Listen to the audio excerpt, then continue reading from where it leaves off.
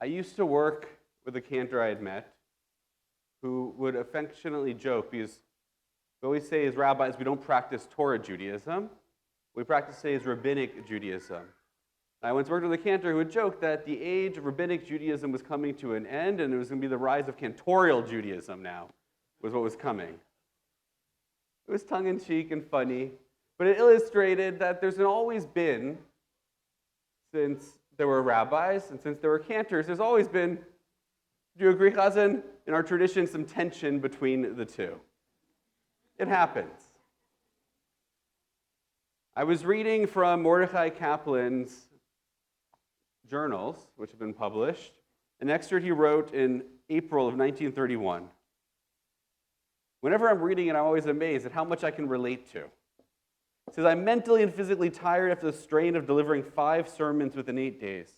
Talking about around Pesach. As far as I can see, the only good resulting from the sermons is it brings Jews together for worship. It keeps something Jewish alive in their consciousness. It doesn't really matter what I preach, I'm paraphrasing. There doesn't seem to be any relation between the ideas expressed in the course of a sermon and any tangible or visible action on the part of the listeners. I don't agree. I think we do make a difference. But I understand why he's feeling a little down at this moment. It's a draining time around the holidays for all clergy. It's not without some effort that even I myself recall the sermon before the last one. It's a lot when you give that many. The main requisite of a sermon is that it should hold the attention of the hearers while it is delivered. Its function is mainly to enable those who come to synagogue to while away their time with the minimum degree of boredom. That's what you might think about a sermon. And I didn't write this. This is Mordechai Kaplan, okay? If a cantor and choir could keep the people interested, there would be no need for sermons.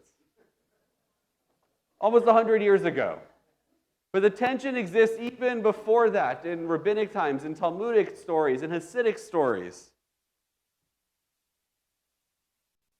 Because the two of them kind of represent different parts of the service. And they're parts that I think are very appropriate to talk about given our Parshat today. We're reading in Parshat Bo where we get the commandment, Higadata, you shall tell your son on that day, saying it's because what the Lord did for me when I was in the land of Egypt. We get the commandment to tell the story of the Exodus, the story of Pesach. Our Parsha this week recognizes very much the importance and the power that words have. Words really have incredible power.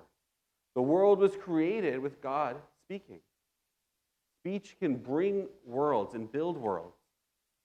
Good words, when they're used properly, can lift people up, can give people hope, can give people strength and courage.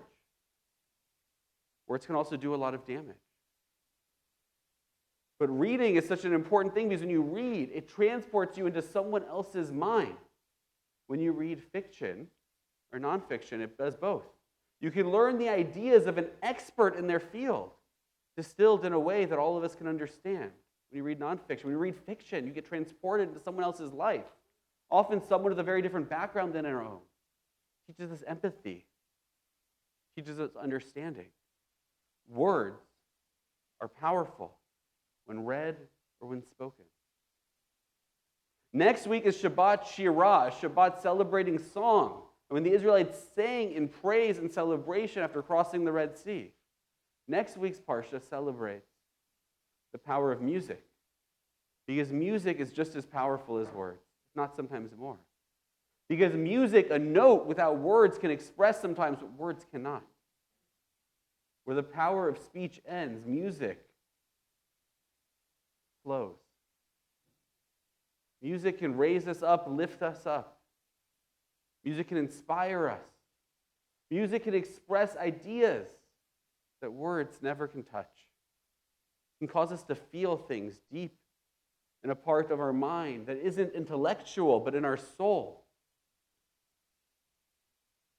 It can convey emotion, sometimes in a way words never can. Music sometimes can be like time travel. When you hear a song, it transports you right back to that special place, that special time where you first heard it. And that's one of the things that are so powerful about what a Hazzan does.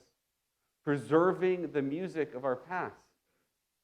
reinvigorating it, but bringing us back to those moments of comfort when we went to shul with our parents, with our grandparents, passing down that tradition from one generation to the next.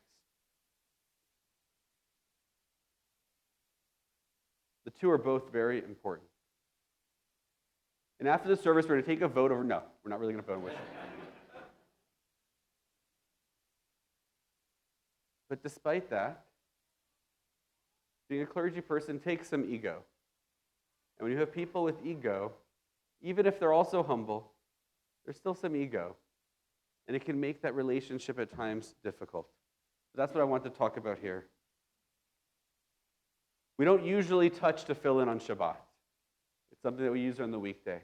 But for the sake of education, I wanted to show you, if you haven't seen before, I used an old pair of tefillin to show B'nai Mitzvah students and teach them about them. The 4 different compartments inside and the different pieces of parchment on which the text is written. Real scrolls, just like a Sefer Torah is written, just like a mezuzah.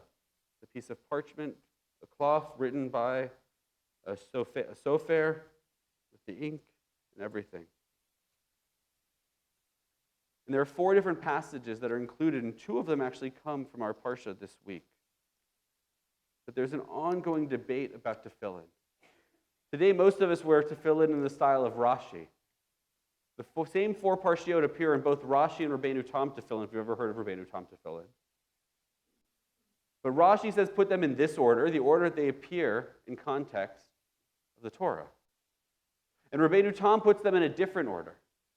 And the debate goes back and forth. But the rabbis teach us that even though they have different answers, they're actually both correct, and they're actually both the same answer. Because they ask, what is the order that Rabbeinu Tam's trying to put them in? And the answer is it's actually the same order of how they appear in the Torah, but the difference is Rashi is doing it in that order for the wearer, if they were to look at them, for the person wearing them. Rabbeinu Tam's looking in this direction from the audience of the person who's wearing them, is someone else, the other. The person standing across from the person putting them on. And he's putting them in that order. Which I think is such a fascinating answer. And even though for the sake of unity, there's one practice, Rashi's tefillin are the ones that most of us wear. Some people take off Rashi tefillin halfway through the service and put on Rabbeinu Tam tefillin. But the truth is, even though there's disagreement between Rashi and Rabbeinu Tam, they're saying the same thing, just differently. They're approaching it from 2 different sides. And I think that's an incredibly important lesson for all of us. In a world that's so divided, in a world where there's so much conflict, even in our personal lives, in our own relationships, sometimes taking the time to think about the other side and where they're coming from can really be impactful. Rashi and Rabbeinu Tam could have argued, their descendants and the people that follow different ones could have argued for generations. Instead, they looked and they said, they're both saying the same thing, just differently. And ultimately, at times, I think it's one of the difficulties in that Bima relationship. That you have 2 Klei Kodesh, 2 clergy, that are both trying to help a community, to support a community, to offer connection, to offer tradition, to offer meaning, but they're going at it in slightly different ways, from different perspectives. But it's also something that I think is really incredible about it, that a community benefits from dedicated clergy with different set of skills, a different set of focus, helping to lift them up. And Hazzan Edwards, it's been a pleasure for the last 2 years to work with you as you've served with dedication the Beth Torah community. As your voice has helped to lift us up on Shabbat and holidays, as your music's helped to transport us, both to that place of comfort in the past where we've come from, but also help to push us into the future, help to channel us with new energy and invigoration to bring that back into our lives and into the world. Music is powerful. And you're blessed with an incredible voice. And you came first from the professional world and came to this later in life. Not because there's, more money in the Cantor world. Not because there's more esteem than there is, right, in the professional world, but from a sincere dedication to Yiddishkeit and to Klal Yisrael, the Jewish people. And it's really been a pleasure to learn from you and to work with you and to share the Bima with you, as you've enriched our lives, our prayer, and our community. And I want to thank you. Shabbat Shalom.